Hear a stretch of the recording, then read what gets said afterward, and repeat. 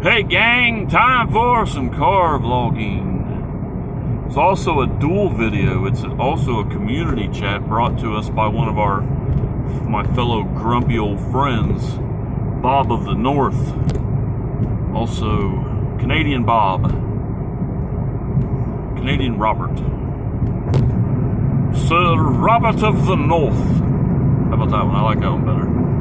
Anyway, he asks the question, I think, something like this. Did you watch movies with your parents? Did you go to the show with your parents? I don't know why he says the word show. It must be a Canadian word for cinema or an old word for cinema. Like, when I picture the word show, I picture him going and watching a movie that's like a slide in front of a fucking candle. That's what I picture you watching on a show. But anyway, I think I know you mean cinema. And, or I guess what kind of influences your parents had. Mine had none. None. So thank you for watching. No, I'm not going to do it, Ian, for you. Yeah, my parents had no influence in my movie watching whatsoever. My dad was a gigantic asshole prick. It took me a long time to even... His favorite movie of all time was Jeremiah Johnson. And it took me a long time to even really sit down and truly watch that video, or watch that movie. And I almost hated the fact that I liked it. You know, I resented it. My brother is named after the movie. I'm not a fan of him either. I don't care about airing personal info out there. I don't give a fuck. No fucks given. But anyway, yeah, not a fan. But I actually did really enjoy it, even though I felt like dirty. It's kind of like watching, like the time I watched Red State. And at the end of it, it's directed by Kevin Smith, and I had to go initially I immediately ran in and took a fucking shower because I felt fucking filthy for liking it. That's the kind of feeling I got with that. Even though I'd rather hang out with Kevin Smith than... Well, I can't hang out with my dad anymore. He's been dead for 14 years, but whatever. That's not the point. My mom, she was more of a TV person. I did get a lot of influence from her on TV. She was a sitcom fan of the, 60s, 70s, and 80s, and of course I wasn't born until 74, so but I still got to watch a lot of things that she watched. Her favorite TV show, she had two of them, I Love Lucy and The Waltons. I know The Waltons back and forth, and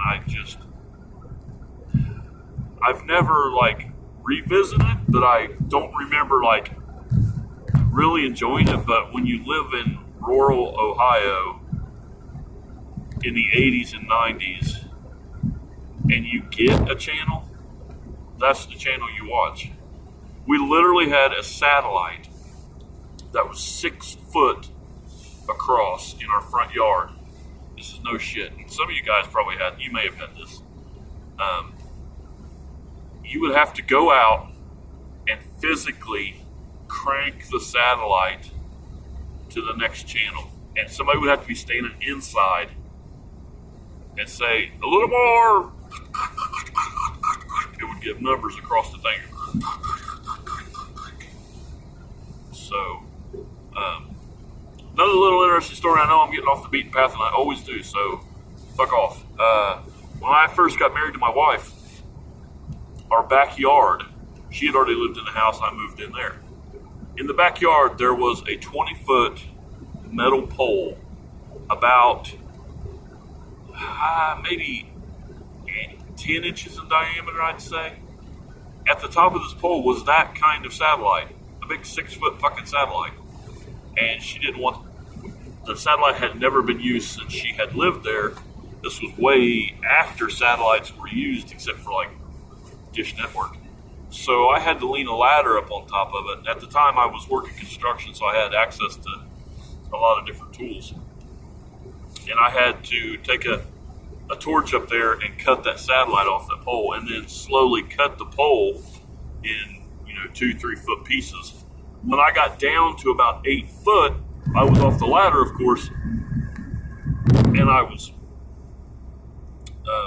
over my head. I was using the torch to cut around it, and it was popping and cracking, exploding. I thought, what the fuck? So when I got it off, somebody had climbed up this fucking pole and poured concrete, 8 foot of concrete. Now, it's only that round, but 8 foot of fucking concrete down this pole.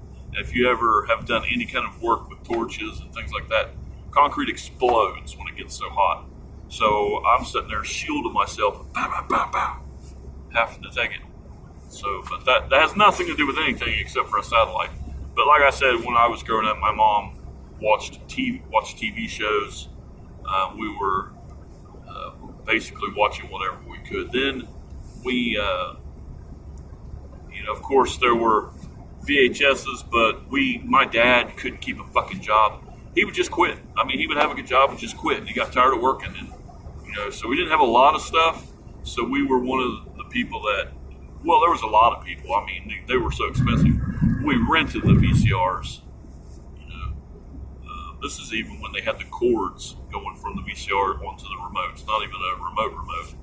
And we would rent a lot of movies. Of course, I had already been introduced into horror a little bit, and my brother was, I don't know, I don't even remember what he was. Something. Would always get some kind of, my mom would always get new release stuff. But back then, you spend more time in the video store looking at the cover art than you would, especially in horror, than you would in anything else. But truly, my grandmother, who I moved in with later in life when I was around 16, off and on, because I had gotten a job and it was too far to drive from my house way out where fucking Bigfoot lives.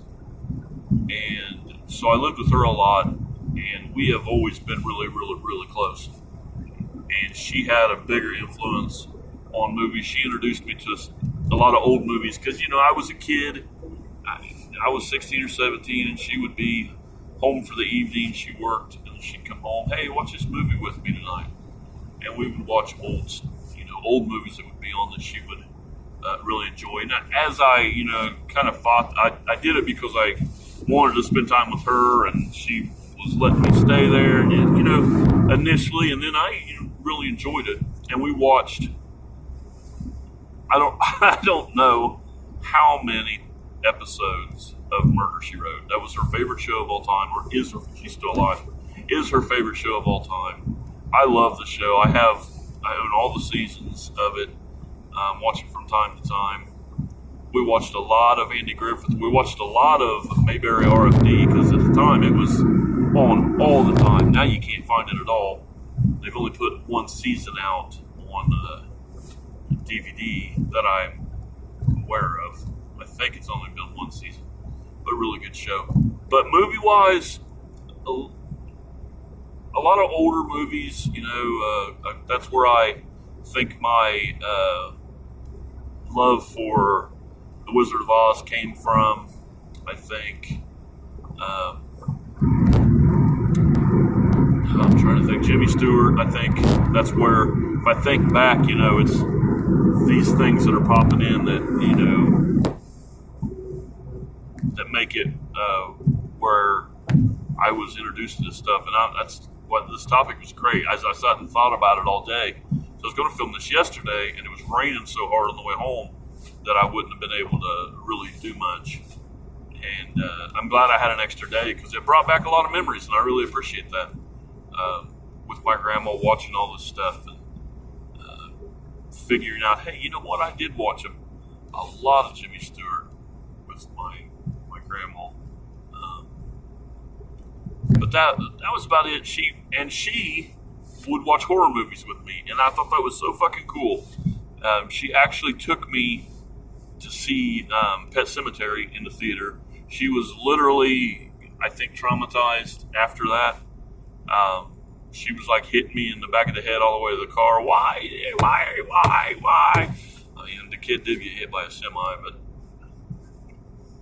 I can't say I didn't know that because I've read the book. But whatever. Yeah. Well, what are you gonna do? And I tried to think where my love for silent films came from. And I honestly have to say that I've pretty much always been interested in them, but it wasn't until I met Ian that I really started focusing on more than just the horror aspects. I'd seen Chaplin films before, a few of them, and I really, really enjoyed them. And I'm not even talking about my parents anymore. I'd rather talk about you guys than my parents.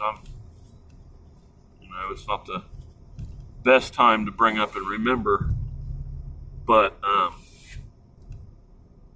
yeah. So no real big influences. My grandma, yeah, I can attribute her to Jimmy Stewart, and he's still to this day my favorite actor. But yeah, that's about it. So I hope you guys have a great evening.